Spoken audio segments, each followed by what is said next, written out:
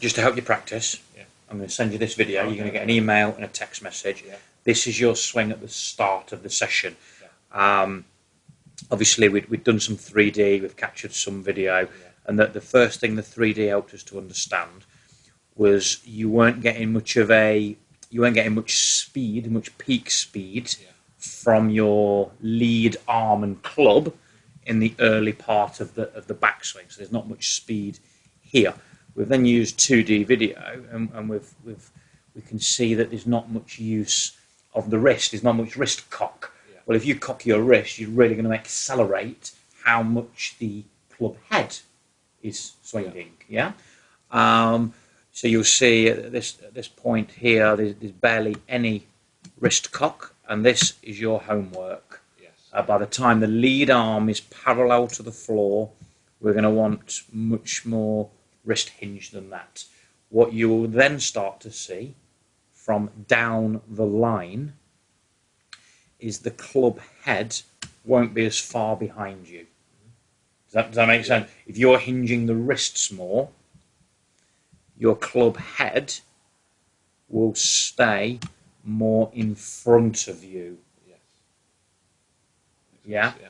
What you're also going to start to see, if you hinge the wrists more and hinge the wrists better and earlier, at the top of your swing, you will have more wrist hinge. So the shaft will lie down a little bit more and won't be quite as vertical just through that sequence. Then what we would need to do, we would need to see how that plays out with your body rotation.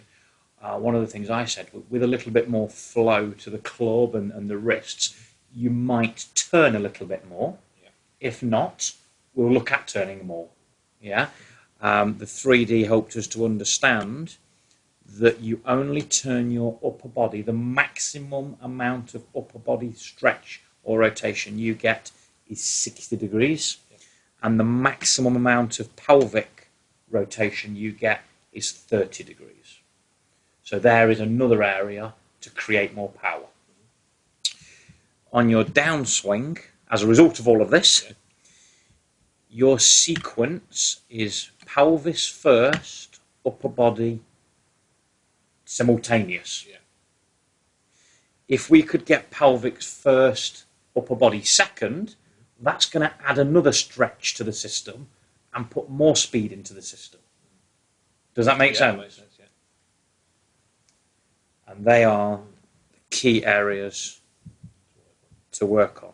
But first and foremost, work on the move away sequence, the takeaway sequence, trying to get a little bit better hinging here. This lead arm might not be as straight. That might just be a little softer in that lead arm rather than being so straight. You just got to go away and do a bit of work on that. Okay, sir? Yeah, that's great. Perfect.